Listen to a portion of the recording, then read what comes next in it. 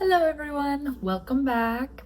So, you're here because you're either interested in moving abroad or thinking about moving abroad or have started the process but haven't really dug in super deep yet. That is where I've come to help. My name's Amanda. I lived abroad when I was 22 years old. I went and lived in Australia for a year and it was something I really wanted to do. I love traveling. I really just wanted to experience life abroad. It all started with a European trip, and after that I was like, I need to see the world. I need to get out there. I need to do this. I need to do that. So I decided, why not move abroad? Let's do it. But as you know, moving abroad comes with a lot of things. It comes with a lot of questions, worry, fear.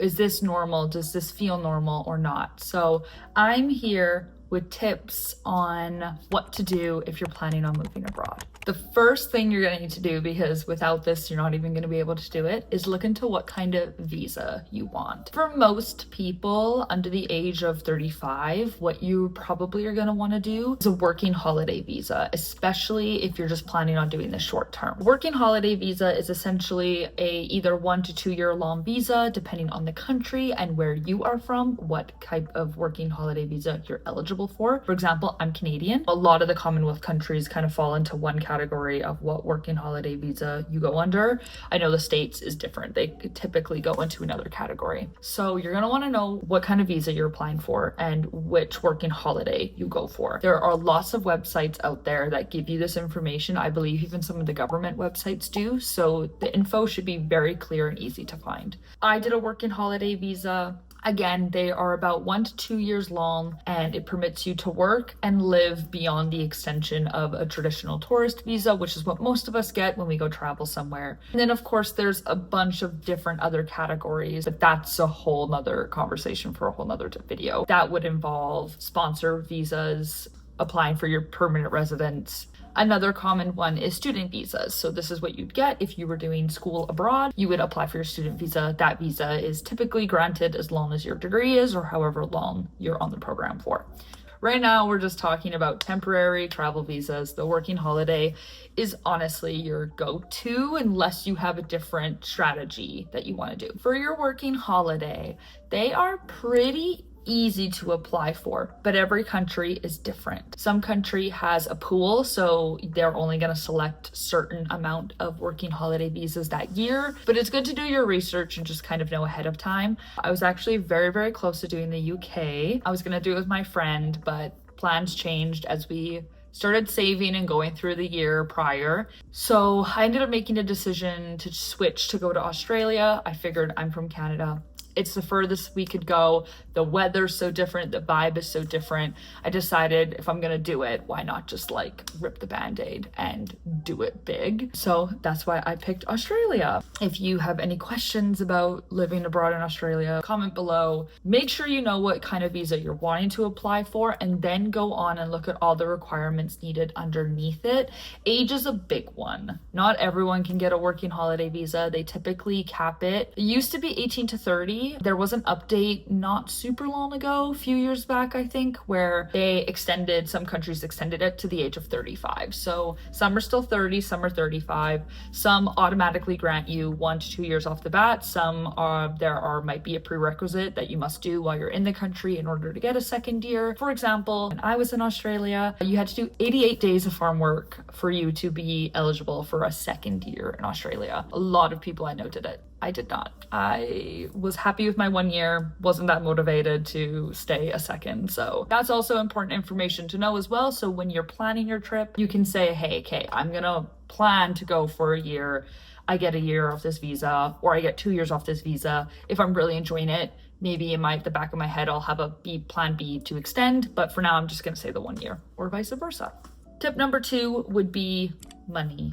Money is important, obviously, when you're going to move abroad. It is a very big move and a very big change, and you want to make sure that you are safe and have all the right measures in place to have the most successful transition moving to a new country. It's also important to note that a lot of the working holiday visas for whatever country you're going to actually require a minimum amount in your bank account for you to even enter the country. When you are today's the day has come, we're moving, we're flying to Australia, Ireland, UK, Spain, etc. We are doing that move. At the border, there's a possibility that they will ask for these papers and say, hey, I need you to prove that you have this amount in your bank account. So you have to have all that papers and everything ready. If you don't have it, there's a very large chance that they will deter you because you do not meet the requirements of the working holiday visa in order for them to grant it at the border and you get through. How to save money is kind of a sub tip within this. Honestly, when I did it, I'm naturally good at saving, so I have a little bit of a caveat there, but you just got to do what you got to do. Reduce the amount of times you're getting coffee every day at your local coffee shop, or, I lived at home during the time and I was paying very minimal rent, so I was able to store a lot there. Some people I know got second jobs just on the side on the weekends just to add extra money into their account. There are lots of little tips and tricks you can do, but saving money is very important, and you can't just get the visa and be like, woo, I'm gonna go and risk it. Like, you want to try and be prepared. And in that way too, you can kind of make the trip what you want. Some people I know move abroad and they jump right into work right away. They're ready to roll. Other people, like I did, want to travel first. So they go and they travel and they live their life, and then they kind of settle and start working and start the living part of the visa outside of the holiday and exploration. I've moved down slightly because my knees were hurting. Tip number 3. Ask yourself why you're doing this. It seems straightforward. You may have already had this conversation with yourself, but just like with any trip, there are a lot of things that can go wrong and can go a little astray during your time and your journeys and your travels. So it's important to have that kind of check-in of, why am I doing this? Why do I want to live abroad? Am I looking for adventure? Am I looking for a change? Am I running away from something? These are questions. I'm not here to judge, but these are things that you're going to want to know and map out ahead of time.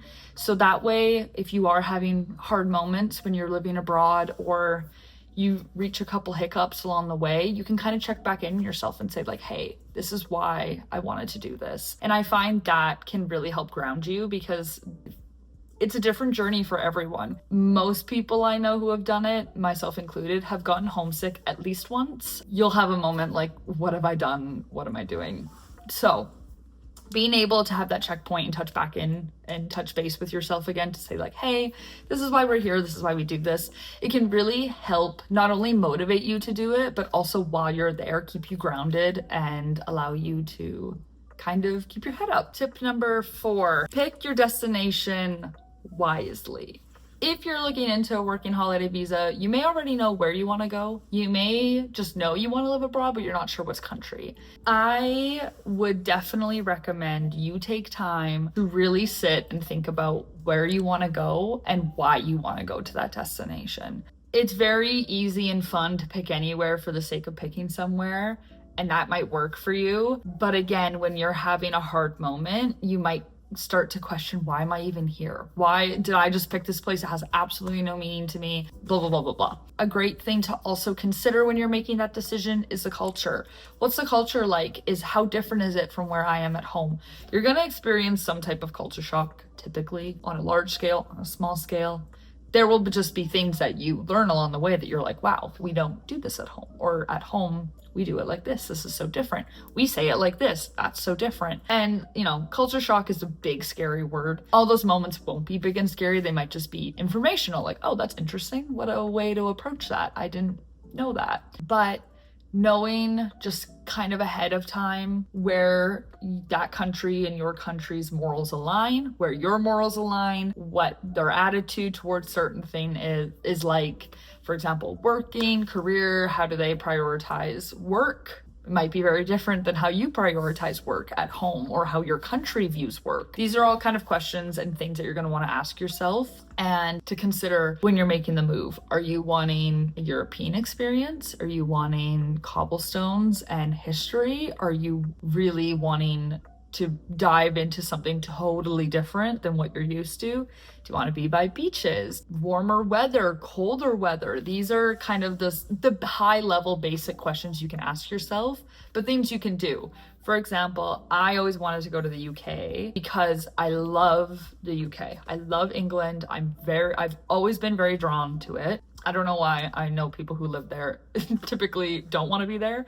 I love it. It was just a place I imagined myself.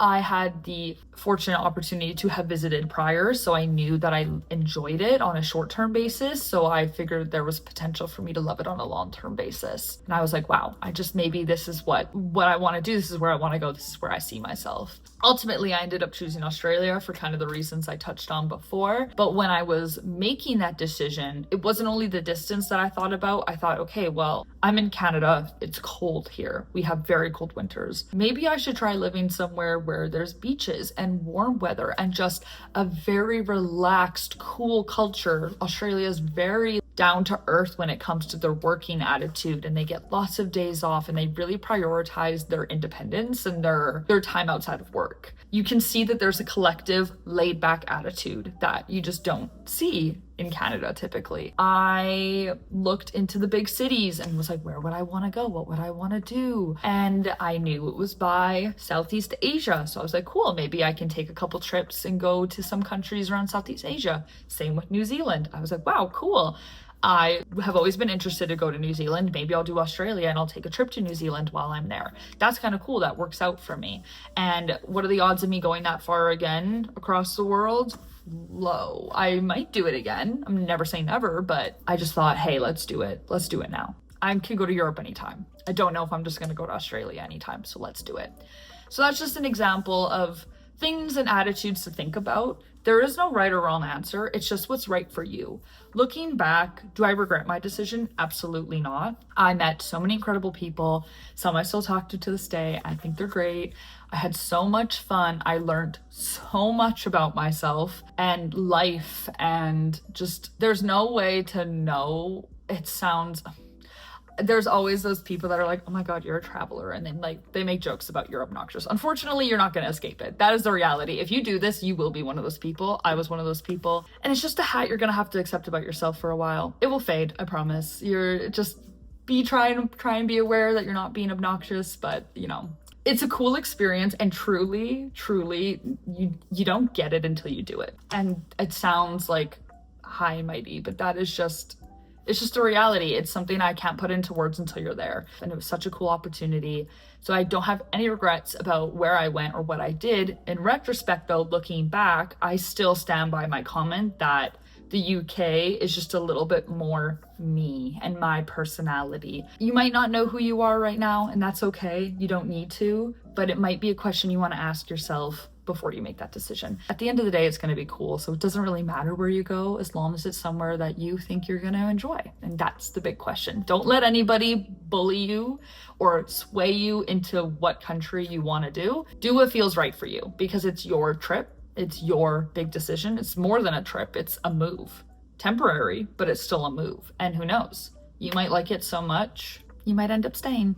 On to the next tip. Along that lines is, once you've kind of picked your country and where you want to go, you want to look at what options there are within that country for the transition. There are so many ways you can go about moving abroad. There are a lot of third-party companies out there that will do things to help you. For example, I have a friend who lived abroad in the UK. She went through a program, see if I can find the name of it and put it up here, where they got you a job and it was in a pub, but you had no say over what small town or hamlet or area you were going to be. There was a possibility you could get posted in London, but there was also a possibility you could get placed in a town in the middle of England, more north, more south, whatever, beach, not beach. And I think you could put down your preferences, but you did that. They applied the visa for you. They got you a job, and it was live-in. So there was rooms above the pub and people went and lived in it. She got assigned to Stratford-upon-Avon. She loved it. She had an incredible experience, and it was a very awesome, easy way for her to move there, job secured, help with the visa, and she was on her way. There are other people who just want to do the trip themselves, and they have an idea of what they want to do. They want to manage it themselves. That's totally fine. If you want to do that, I will say it's a little bit more work on your own front. You'll have to figure out your phone. You'll have to figure out your accommodation. You'll have to figure out your working holiday visa yourself. I don't think they're that hard to apply for, so that's not really a big thing. You have to look into bank accounts. those are the things that you need to consider and think about if you're going to make the move. However, it is possible. So many people do it.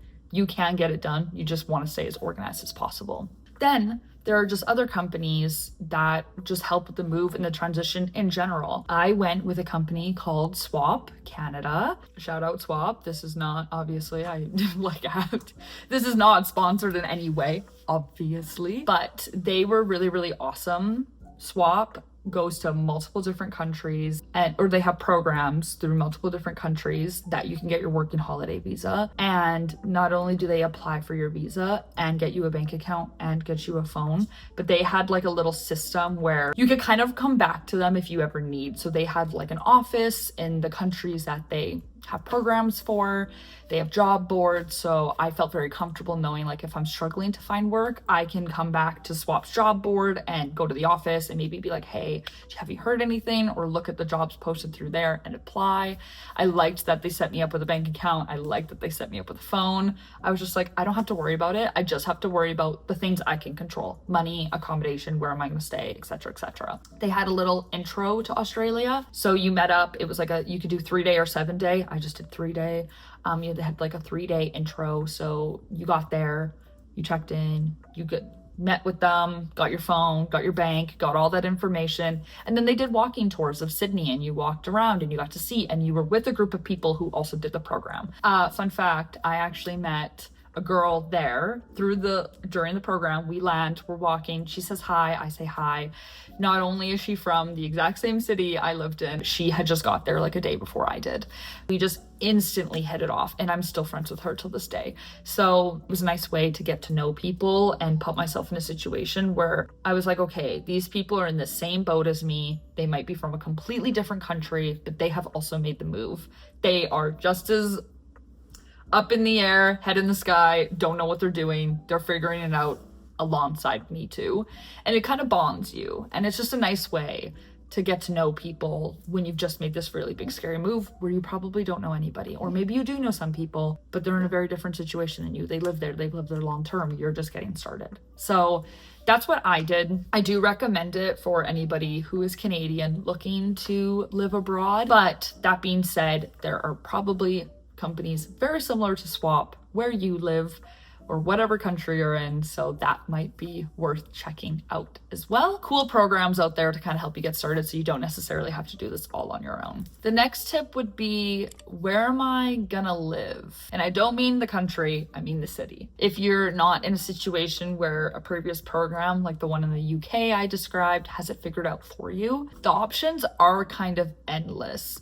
One thing I would at least consider when you're making this decision is work and jobs, because as an individual on a working holiday visa, they know you're temporary. Unless they really like you and you want to stay and they want you to stay and they end up sponsoring you so you can stay. That's one way that you can end up potentially staying beyond your working holiday visa. They know you're temporary, so the type of jobs you're eligible for typically aren't big career jobs. They might be, I'm sure it happens, but we're looking at call centers, we're looking at baristas, we're looking at admin assistants, like other jobs. If you're somewhere with working on the farm, like there are other jobs typically that are quite popular for people on a working holiday visa to get and easier to get. So that's just something to consider when you're making the change. Bartending, serving, these are other jobs that you can get. Other times it might just be a random job that you've stumbled into, but they've hired you and you got the job and you're like, great, it's money, I'm rolling, I'm gonna enjoy this.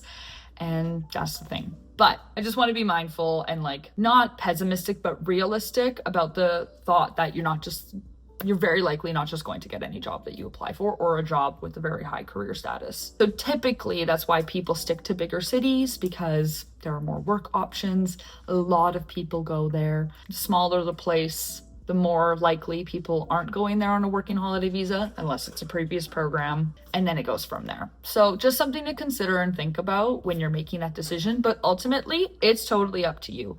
Go with where feels right and what feels right for you. And you know what? The beauty is if you get there and you change your mind, then you go somewhere else. The next topic is work. A lot of people get a working holiday visa, which means there are websites out there websites that will kind of have job postings for people on a working holiday visa and put them out there and say, hey, this is a job that's probably going to be hiring for a working holiday visa person. I think companies themselves go on and put it on because they know, and that's what they're looking for. Like, hey, we just need someone. We don't really care that they're short term. Let's get them on here.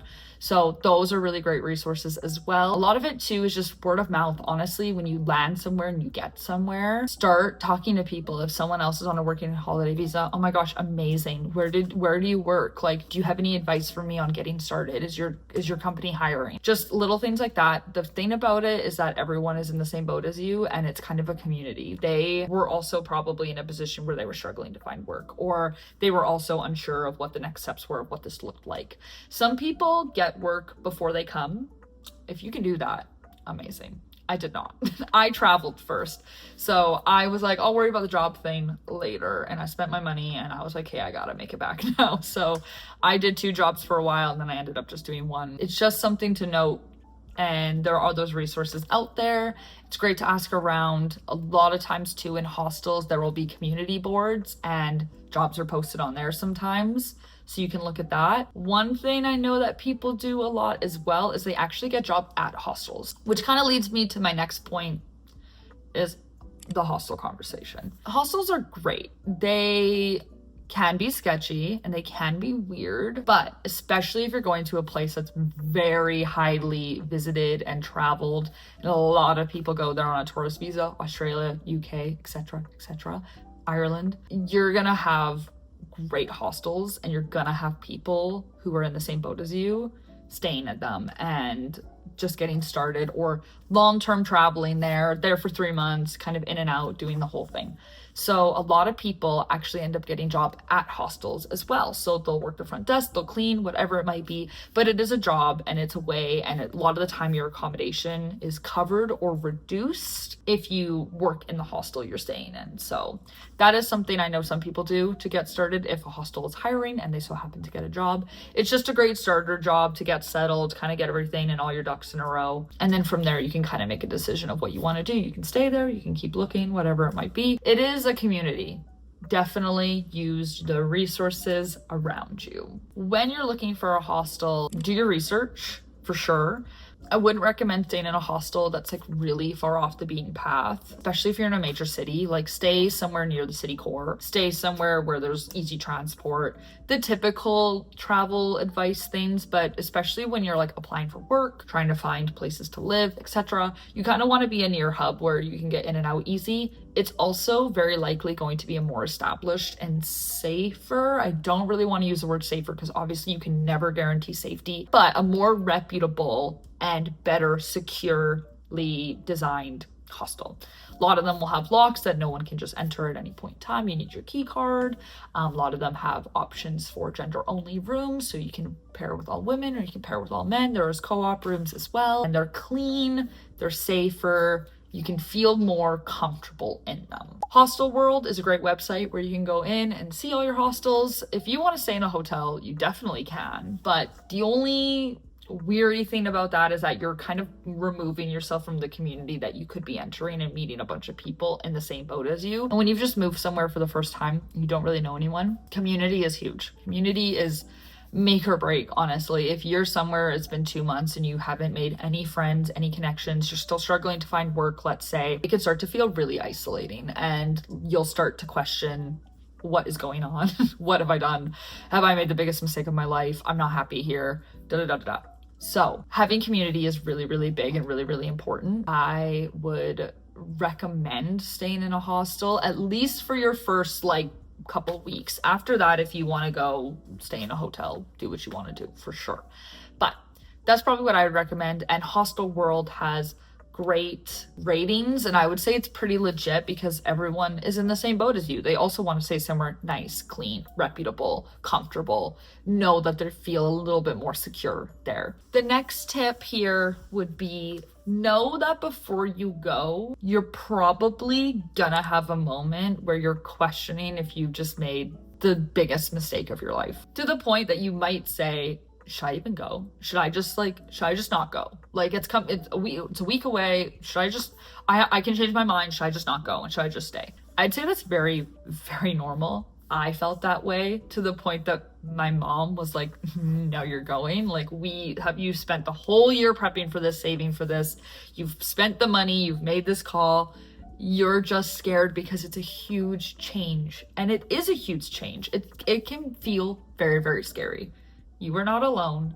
So many other people have felt that. I'm sure there are people who are like, bye, I'm out of here. I don't have a second of regret. I am out the door. I know exactly what I want. And I respect that. But I would argue a lot of people have that fear and that questioning of, oh my God. Especially people who, like, some people sell their car before moving because they're like, I'm gonna be gone 2 years. I don't need this car anymore.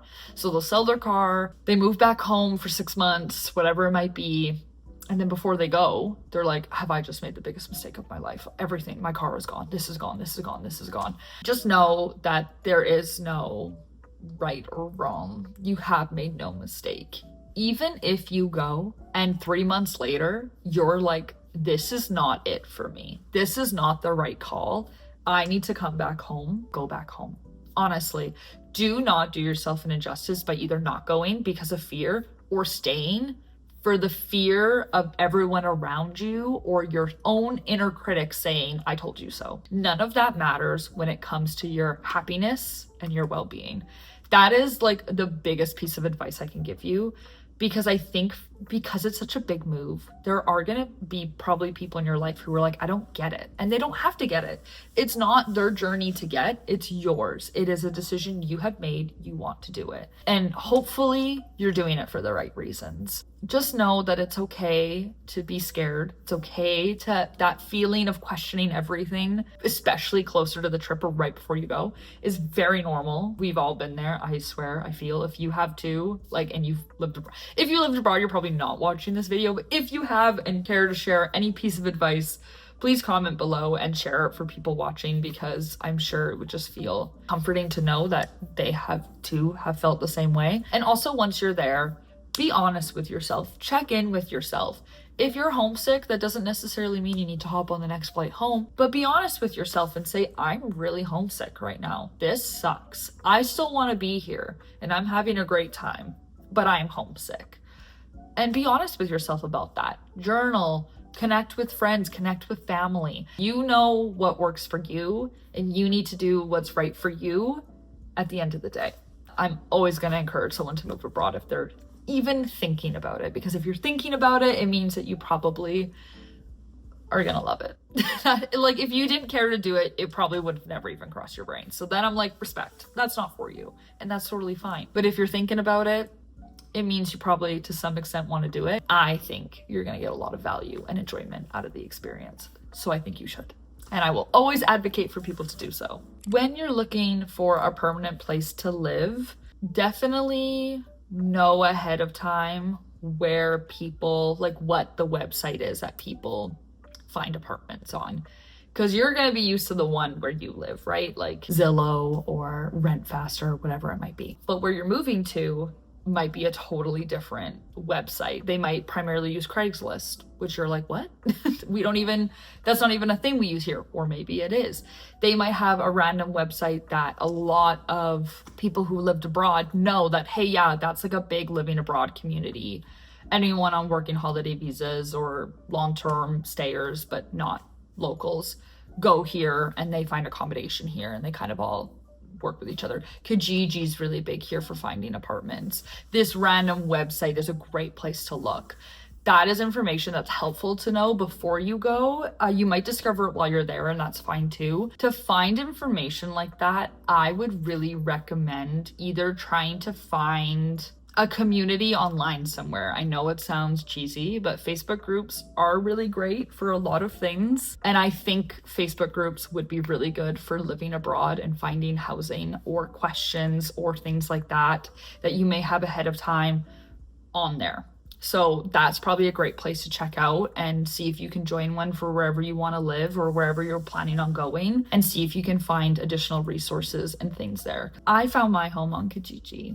And I had really cool roommates. I had 4 of them. There were 5 of us in a little house.